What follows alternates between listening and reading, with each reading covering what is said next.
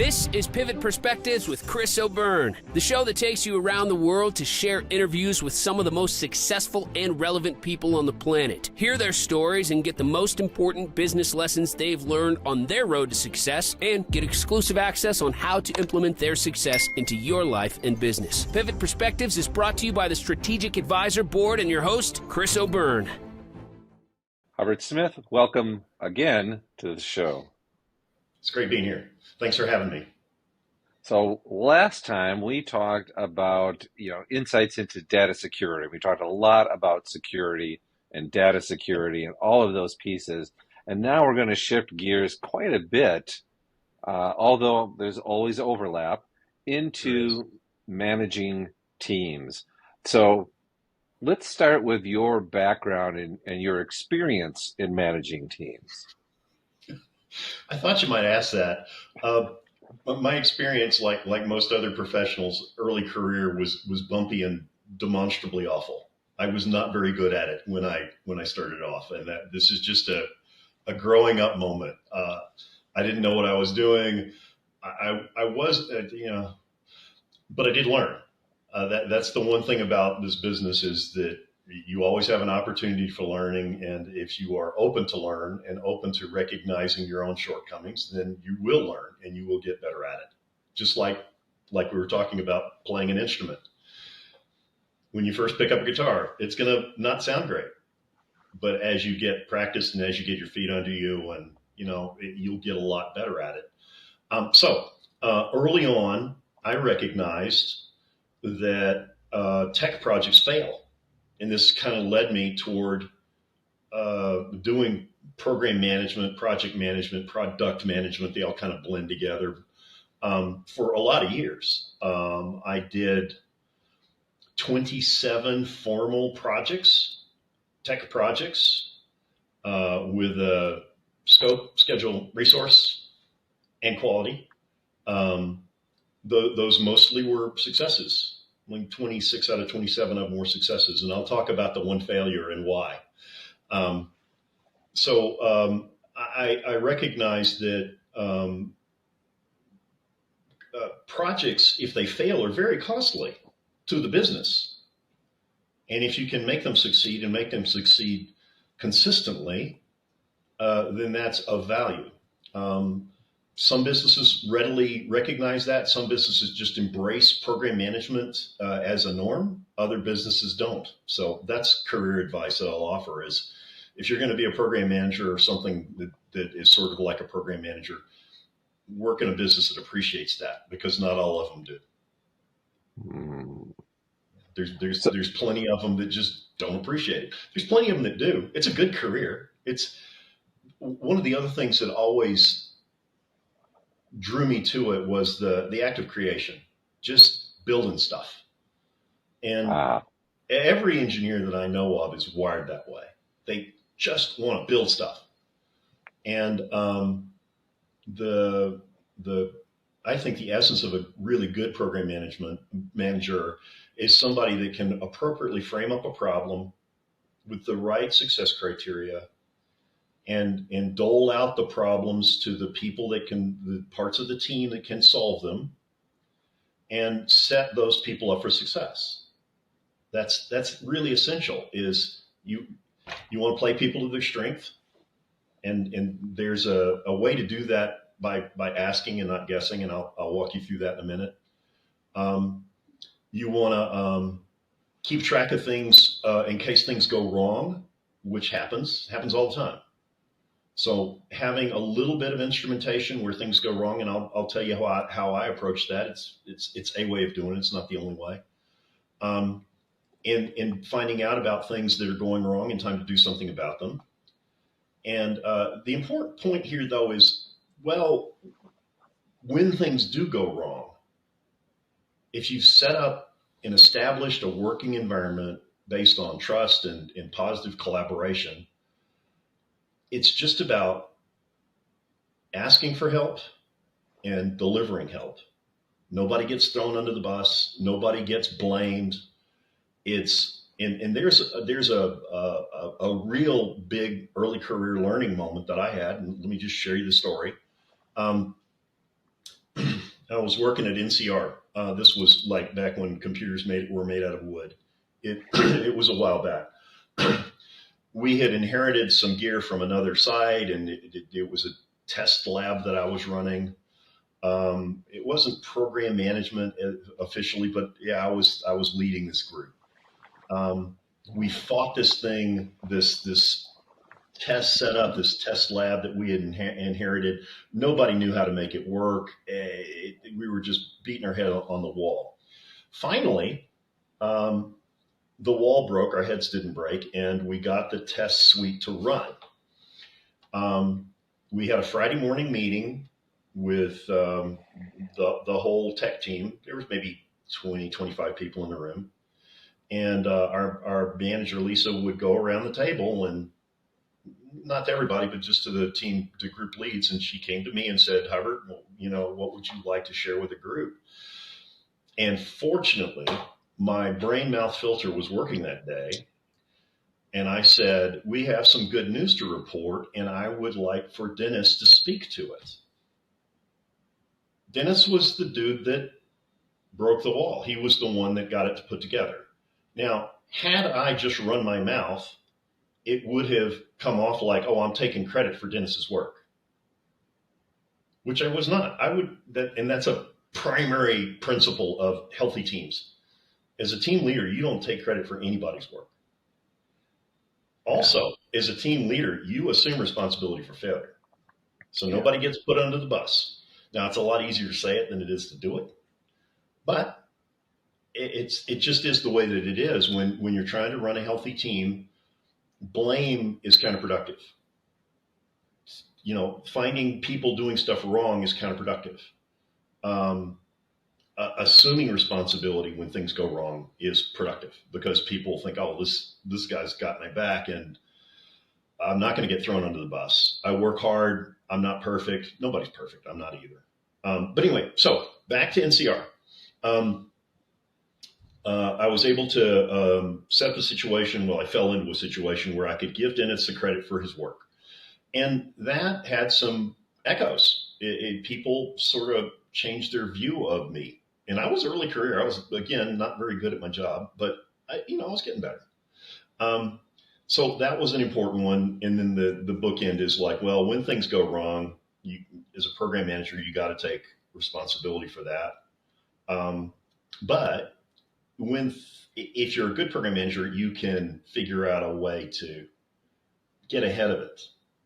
And the way to do that is, first, you define problems. You don't define solution statements. So you give engineers the white space they need to work their magic. Next, you set up some instrumentation. And I mentioned I was going to tell you about this, so let's go ahead and talk about this. When you're leading a team, it is important to have some instrumentation. In other words, some reports. And the way that I did it, and again, this is just a way of doing it. It's not the only way, but the way this worked for me is I ask everybody for a weekly report. And the weekly report is supposed to be brief. Everybody has some development assignments. So I'm coming from a software background. So think there's a software component that this human being is working on. Maybe 2 or 3. Multitasking's okay. As long as they're kind of sort of related, having 3 tasks. You don't want to have too big. You don't want to have too small. But, just right. The Goldilocks tasking. So you say, Dennis, you've got 3 tasks that you're working on. The only thing that I ask is that you give me a weekly report, that it has those same 3 tasks consistently. So don't change the names. Don't provide confetti, provide consistency. And then progress. And progress means 0%, 25%, 50%, 75%, we're done. That level of granularity is plenty. Now, that's all I ask. If you want to add some more color commentary, if you want to say, hey, this is what I'm running into, this is, if you want to add to your weekly report to make sure everybody's hearing you, fine. Add as much as you like. But my only ask is list those tasks and list progress. 0, 25, 50, 70, 100. The background there is that I can look at those week by week and say, oh, Dennis is doing great on these two, but he is 100% stalled on this other one. So going back to the reporting good news and getting help and reporting, taking accountability for bad news, if you have that level of simple visibility to say, we've got this task list and I can see this task list week by week and it's been 25% for 2 weeks. Clearly, we need to give Dennis some help. And if you do it subtly, you don't have to do it in front of people. You go to the software lead or somebody else that knows that stuff and say, hey, why don't you sit down with Dennis a couple of times and help him get past this blocker that he's bumping into. And that's healthy and it's collaborative and nobody gets blamed. It's only positive. But bigger picture, what you're doing is creating an environment of collaboration, not competition. So let's talk about the glass half empty for a minute, and I'll talk about the glass half full after that. Glass half empty was, I worked at a big ass silicon company in Silicon Valley. And at that time they had ranking and rating, and which meant that as a particular salary band, I would get compared to everybody, a rank pool of 20 or 30 other people that were in my salary band. And the managers of me and my peers would get into a room and literally put names in order from top to bottom. The top 5% got a raise. The middle 70% got a pat on the head, meets expectations, and the bottom 20% got a pip. So hooray. Okay, on the surface, I can understand that. But in reality, it takes more than one person to do anything of substance. Teams are essential. They are required to do anything of substance.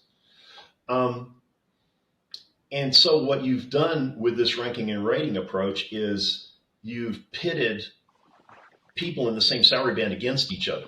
They view each other as competitors, not collaborators. And it developed a tangible, palpable culture of pocket veto. You would say, hey, we need to move this forward. This is the ball that we need to move down the hill. And your peers would look at you and go, that's a great idea. I think that's a great idea. And then they would put their hands in their pockets and walk away and just go dark all the time. All right. So that's the bad news. That's the thing to look out for. And as career advice, if you interview and you ask the HR person, well, do you use ranking and rating? How do you do corporate evaluations, et cetera, et cetera? If you hear ranking and rating or something that tastes like it, it's not going to be collaborative. Make your own decisions, but don't expect it to be collaborative.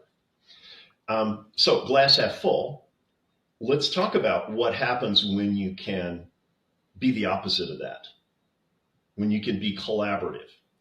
So from an HR and a management and an annual reporting performance review kind of thing, as a manager, a program manager, a director level person, you've got some knobs to turn.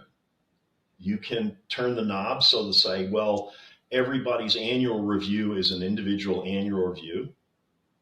Or you can say individual performance is immaterial. It's all about team performance.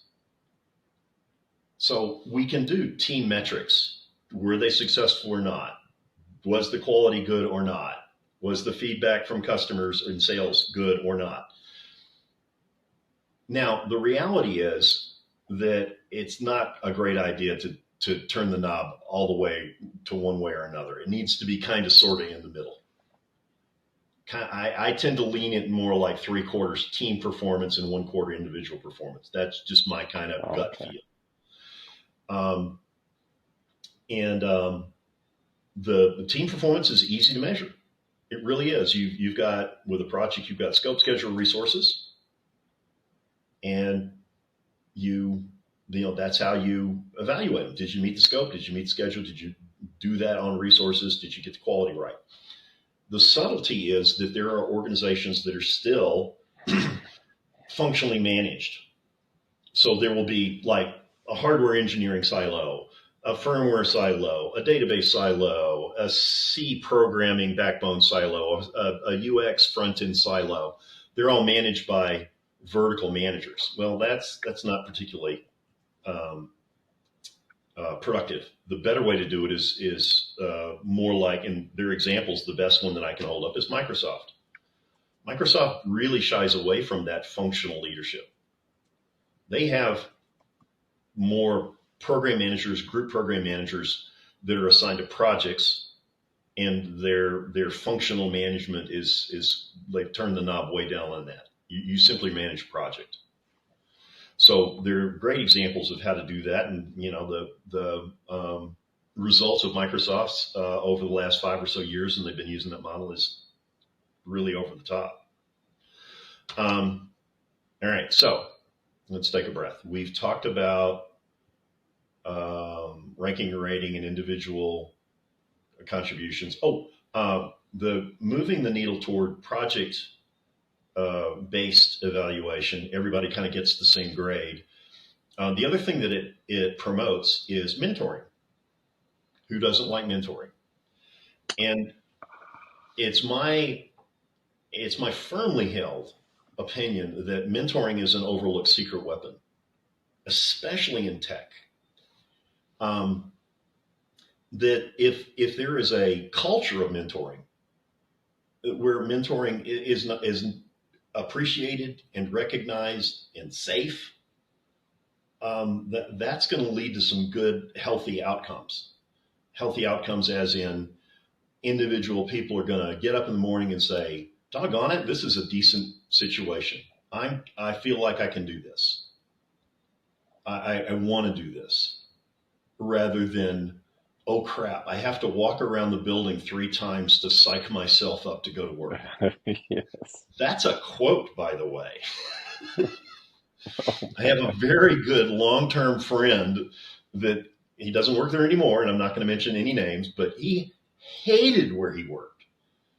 And he said, this is not good. When I have to walk around the building 3 times to psych myself up to go into work, it's like, oh, that's not good. That's not good. Oh, no. Thankfully, he is in a better place. He's doing great. He was able to exfiltrate himself out of that situation. The other thing that I wanted to get to, and Chris, ask some questions if you want. If you want to steer me the right way, I'm happy to do that, but I'll keep going unless you tell me otherwise. You keep going for now. All right. Okay. Well, I want the questions. So. Oh, they're coming. Yeah. So the other thing that I wanted to offer is about creating a healthy environment where people, the team members, don't get thrown under the bus. And here's another experience that I'd like to share. I'll share it with anybody that will listen. I was running a team.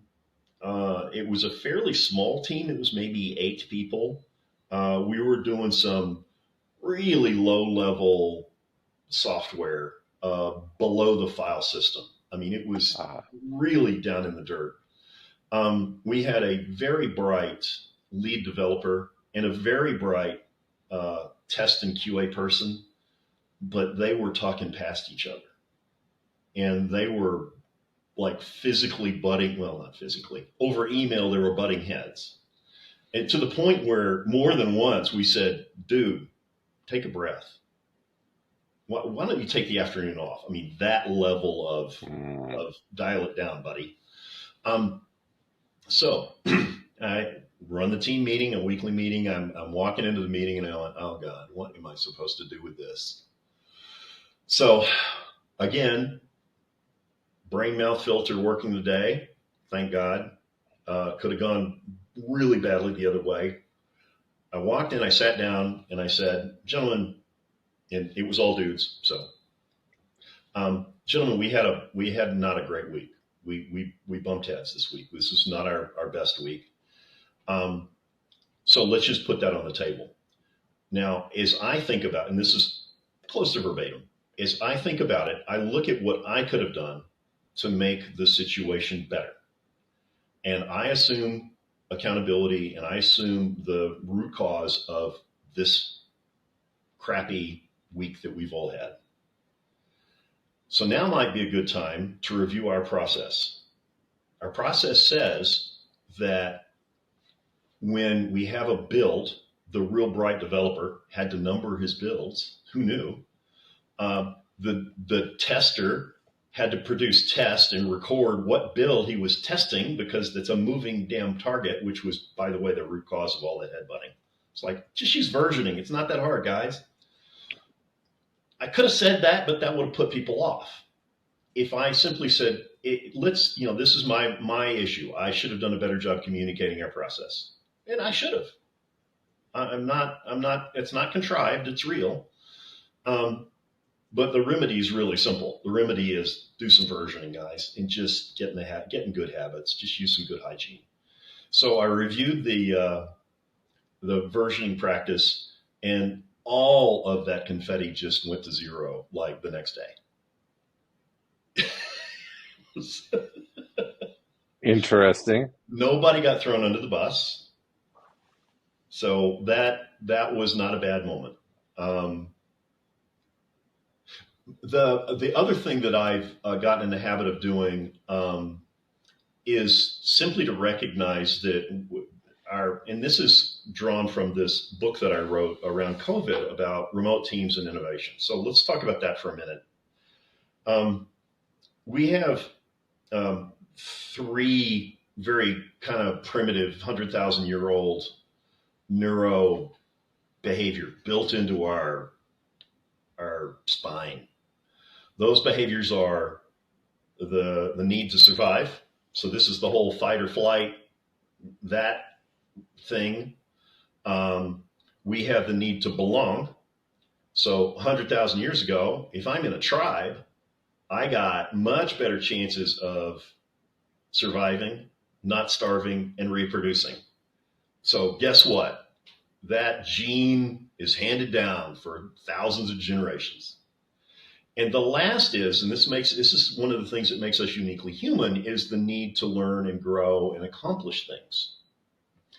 So this is, a lot of us are wired like that. It's why we go to university. It's why we publish. It's why we try hard to make our careers go someplace. It's because of this inner need to grow and to accomplish. Now that manifests itself in different ways from different people.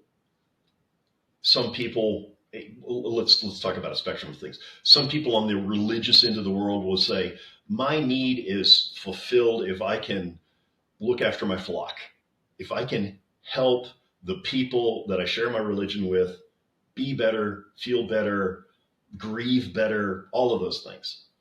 On the other end of the spectrum, you have coin-operated people that say, my need is fulfilled by a Ferrari and a trophy wife. Okay, that's a ridiculous example, but it's kind of true. Yeah. Most of us are kind of in the middle.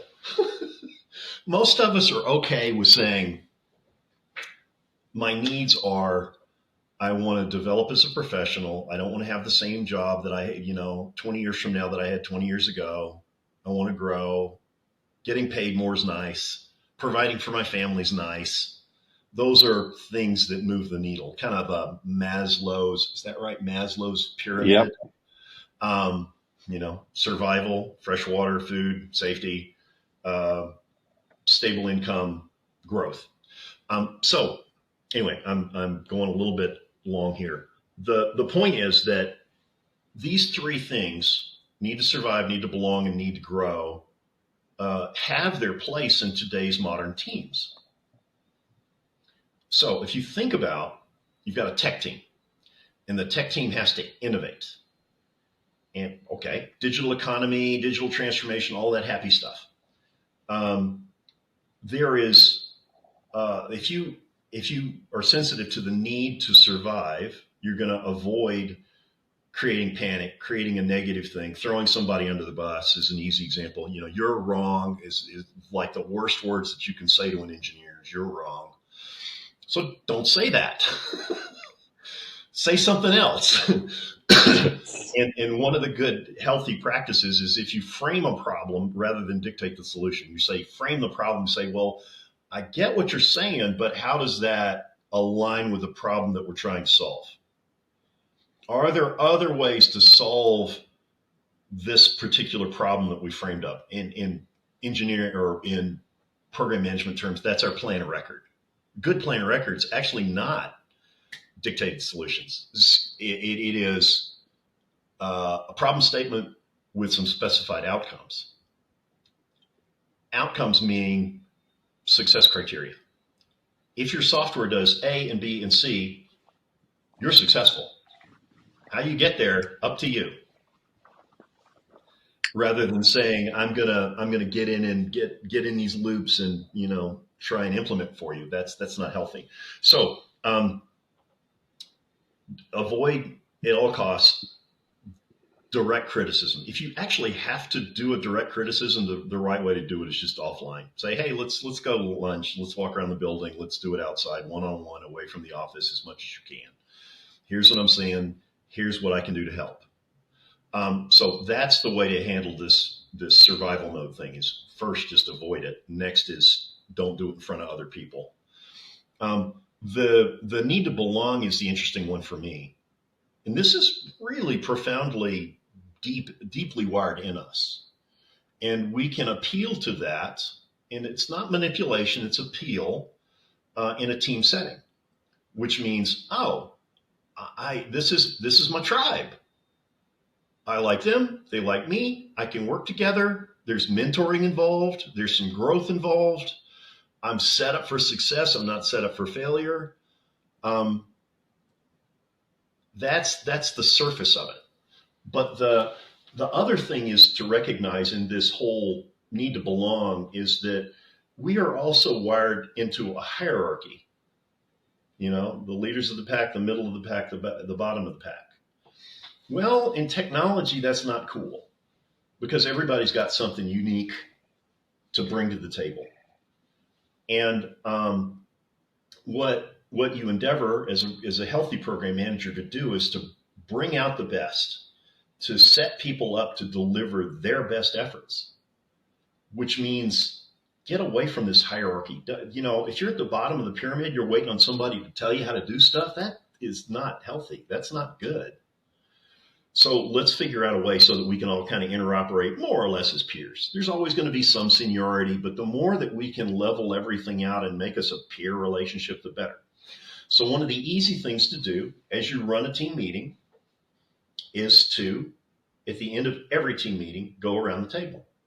You say, Dennis, is there anything you'd like to share with the team? Chris, what would you like to share with the team? Jan, what would you like to share with the team? Vikas, what would you like to share with the team? Chin, what would you like to share with the team? So you get my drift there. Is people that don't look like us, people that feel like they're lower on the pyramid, don't naturally want to speak up. They just are shy. They just don't want to. People where English is not their first language. Now, if they weren't good coders, if they weren't good technologists, they wouldn't be on your team. They are good coders. They are good. So the idea is to bring the best out with them. And the first time that you go around the table, the people will just go, oh, what are you doing? The second time they'll go, okay. The third time they'll go, I got it, and I'm going to be ready. And they will volunteer stuff.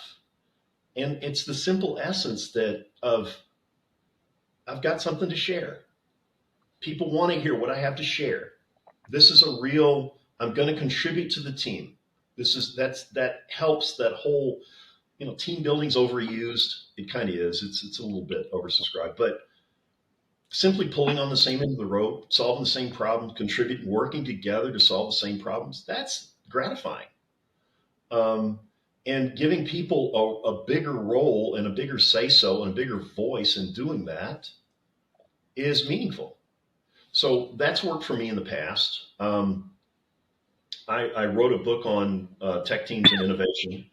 One of the other things that I found during the process of writing that book was really focused in on me was that there are different types of work environments that foster innovation and work environments that don't foster innovation. And I'll peel this off in fairly simple terms.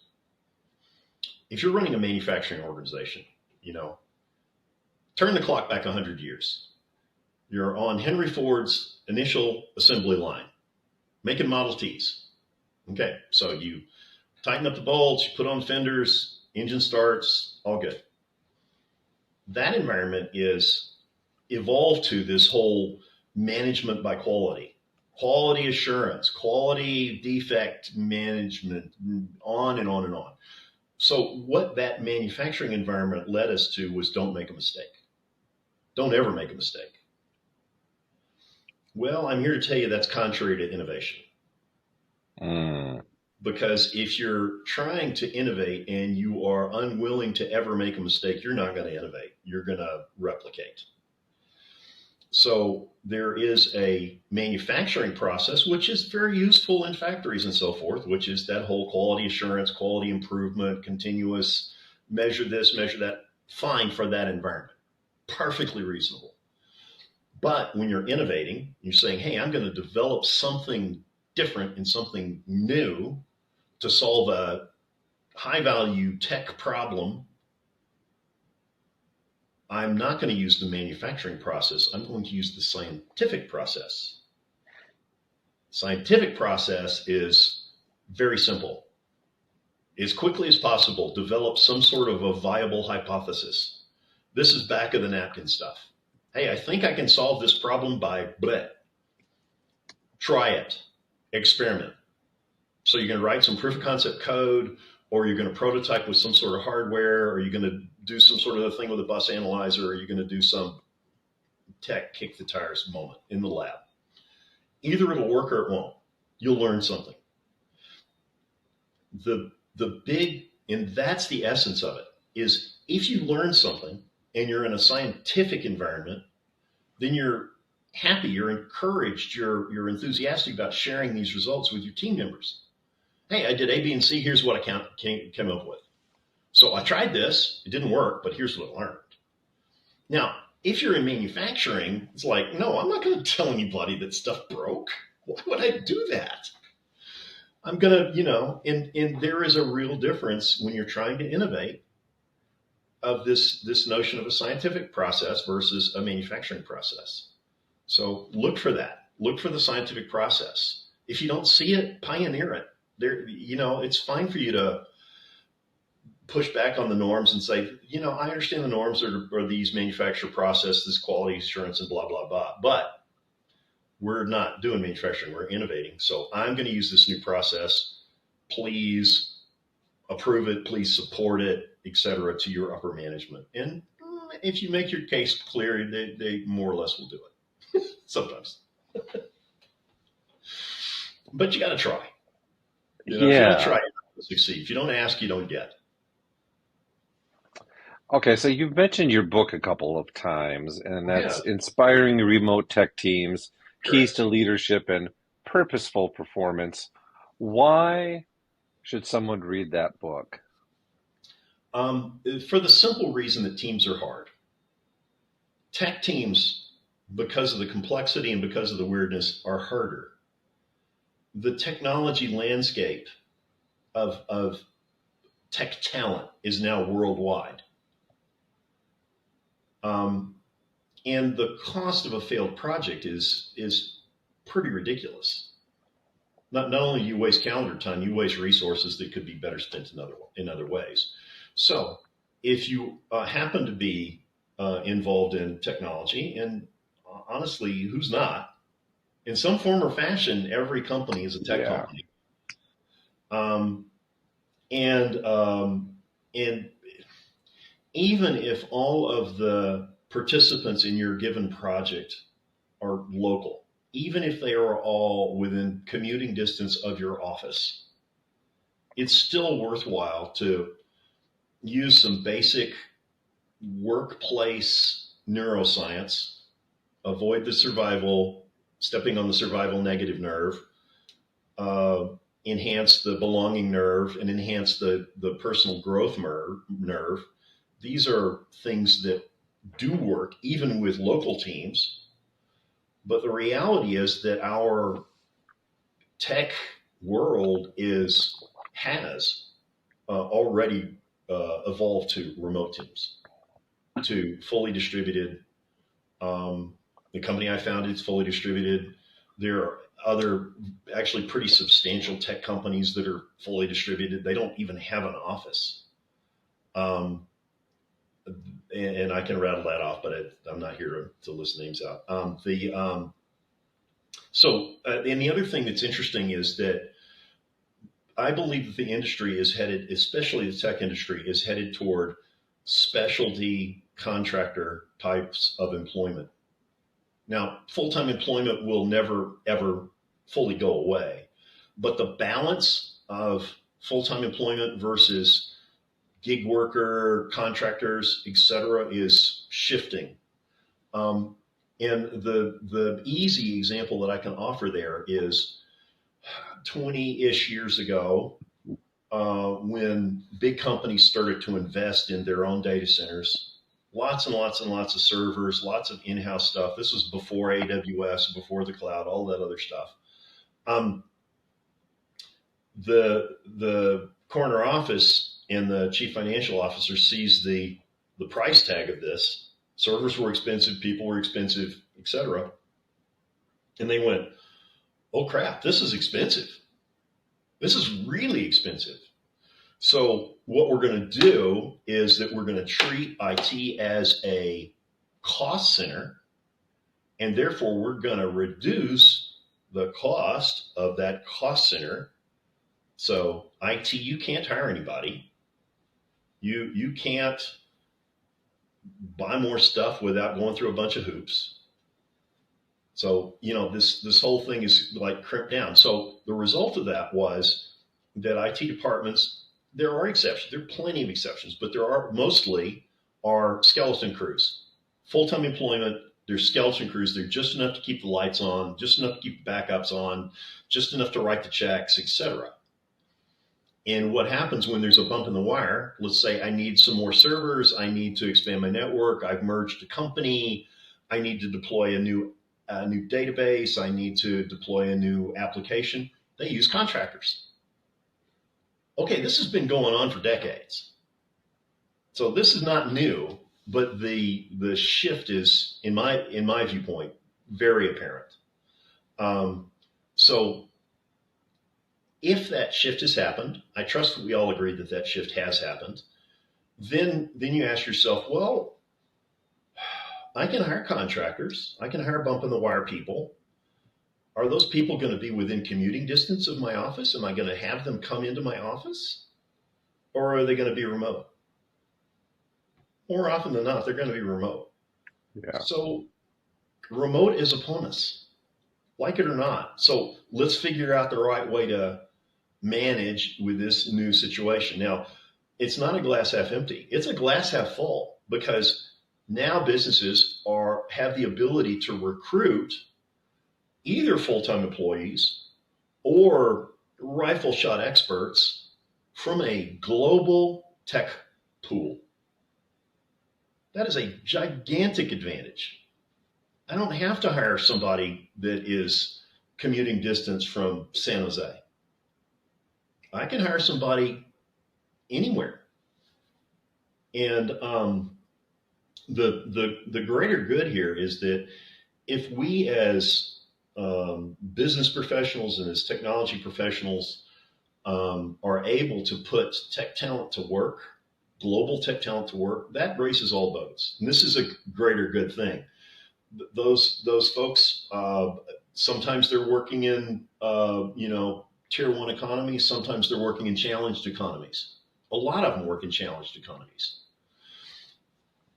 If we're able to pay them a viable wage, then that serves to make those economies, those communities, those families, those individuals just a bit better. Their livelihoods are better. It's the Maslow's pyramid. Now I can afford to send my children to a decent school. Mhm. Now because we have a tax base, we can afford to pay our policemen a living wage so they don't have to take graft. It does raise all boats, and that does us all good. Um, so the other reality is that, and I'll just throw this out as sort of a demographic conversation, is in the U.S. we have 330 million souls or so. In China, they're like at 1.4 billion. India is right there, maybe a touch higher. So if you look at the talent pool out of China, right? So English is not the first language. A lot of them are going to come to U.S. because of the pull. Great, that's tech talent. That's lovely. We want that. That improves our gross national product. That does lots of good things for the worldwide economy.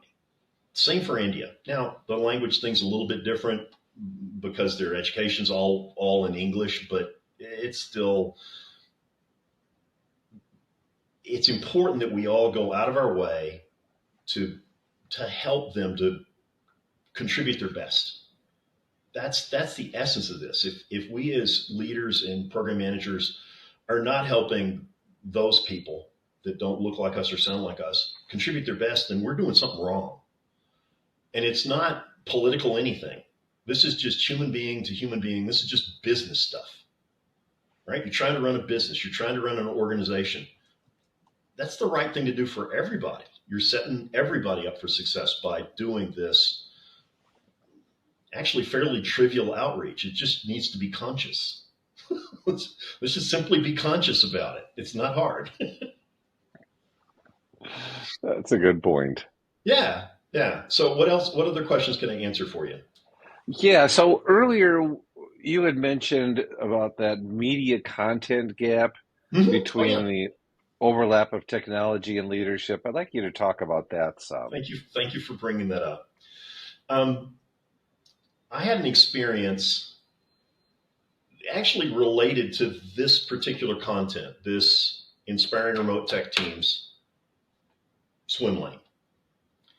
And the essence of it is when you're running a tech team, you have to do some technology and it has to have some business purpose. So there's this blurring of the lines between technology and business. So that's the task. As I mentioned a minute ago, it's hard to find a business in this day and age that is not in some form or fashion a tech business.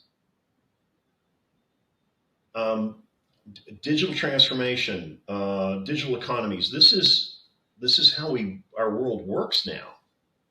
And I'm not just talking about AWS. I'm talking about stuff as trivial as, oh, I want to book a mover to move my household, or I want to book a mover to deliver some spools of wire.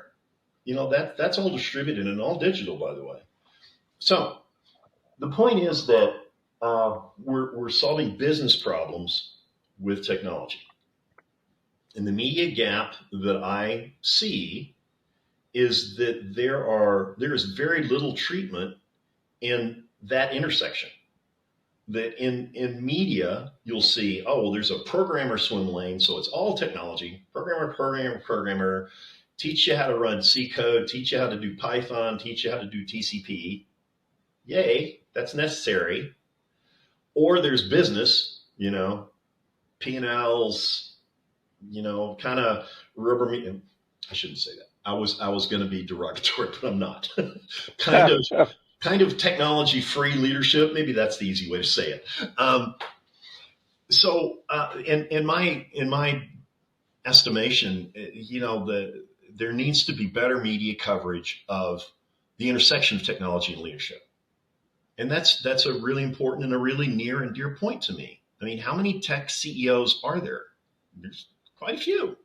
How many VPs? How many directors? They're all touching technology, and yet there's not enough thought leadership out there at the intersection of technology and business.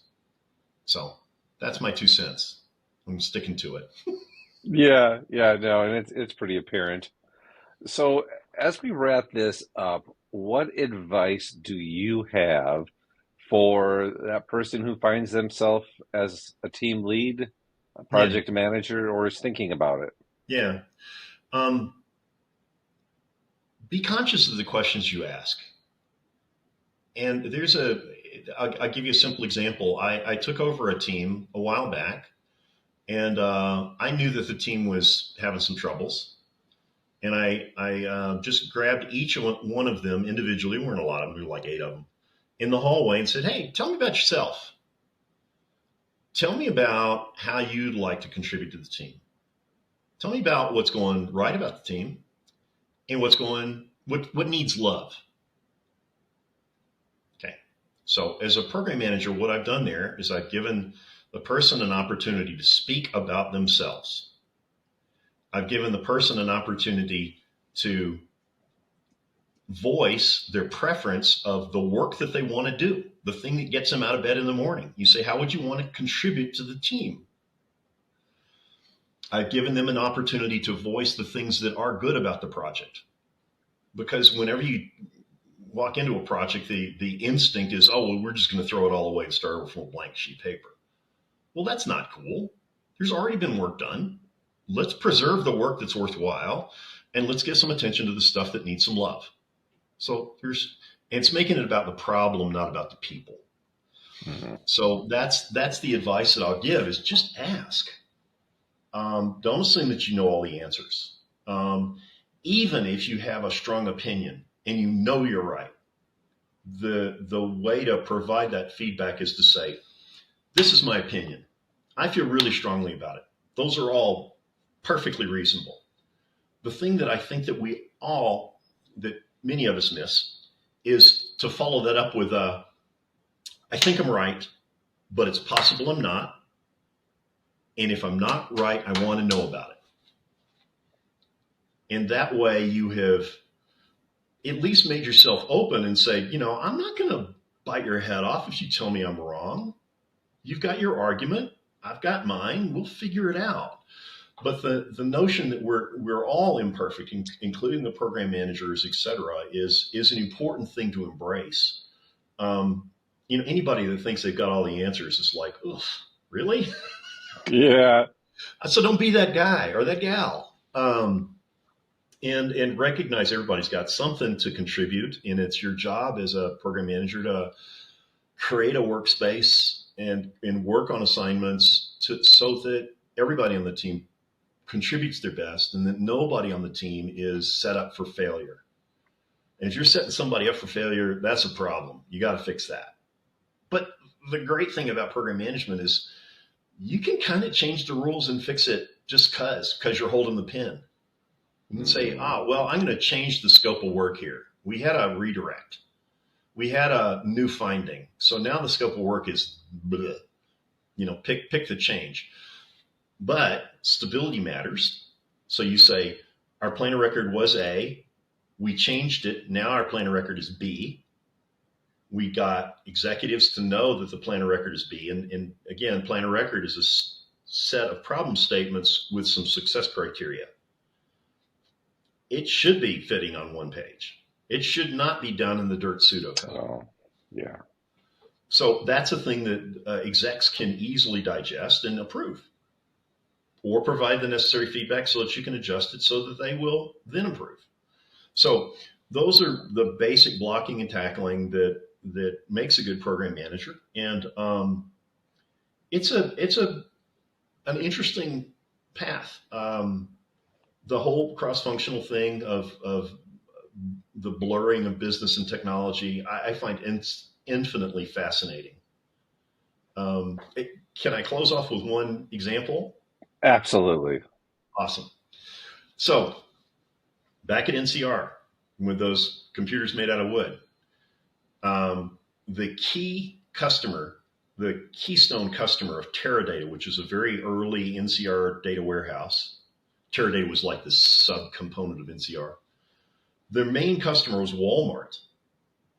Walmart at the time was just another department store. They were much smaller than Kmart, much smaller than Sears.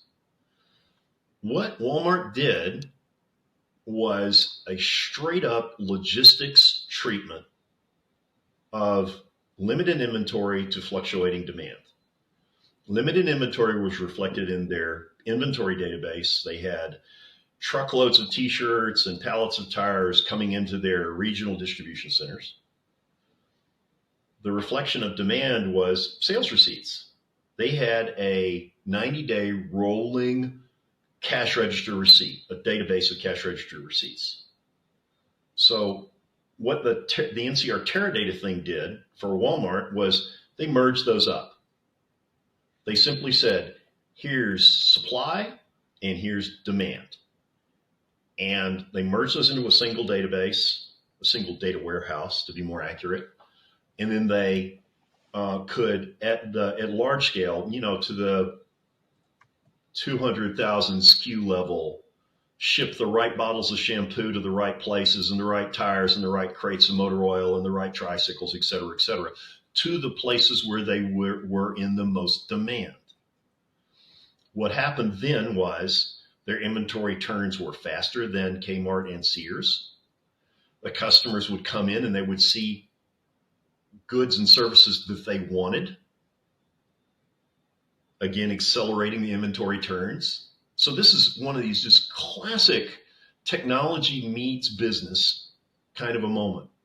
And the result is Walmart put Kmart out of business. They aren't a smaller company. They are defunct, non-existent. Sears is a distant shadow of itself. It has an online presence, and that's kind of it. Walmart did all of that with data warehousing. Now, it's shocking. And by the way, you will see case studies about Walmart and Kmart in B School, and they will kind of gloss over this. They will simply say things like, oh, well, their inventory turns are better. And my question is, how? How were their inventory turns better? Well, we mashed up supply and demand. It was a classic logistics problem. This is bullets and bandages in wartime. I mean, this is exactly the same math that was pioneered 100 years ago. Just done at a gigantic scale and done daily. And by the way, now that is echoed into dynamic pricing. That is, yes. So they just continue to get better. Now, some of that is learning by doing. Some of that is not making a mistake, but a lot of that's innovation. They had to pioneer that somehow. And when somebody said, we're going to do dynamic pricing, the answer was, yes, that's a great idea because it'll improve our bottom line. And it'll improve our inventory turns. It wasn't, you're going to mess it up. You're going to make a mistake. Yes. So that's my close. How you like me now? That's excellent. It was great. Oh man, there's just so much to unpack in this. I really appreciate your time. Thank you. My pleasure. Yeah. Thanks again, Chris. Thanks for listening to Pivot Perspectives with your host, Chris O'Byrne. Please leave your feedback and visit strategicadvisorboard.com to get the latest and greatest business advice on the planet. Follow us on social media for updates, and we will see you on the next episode.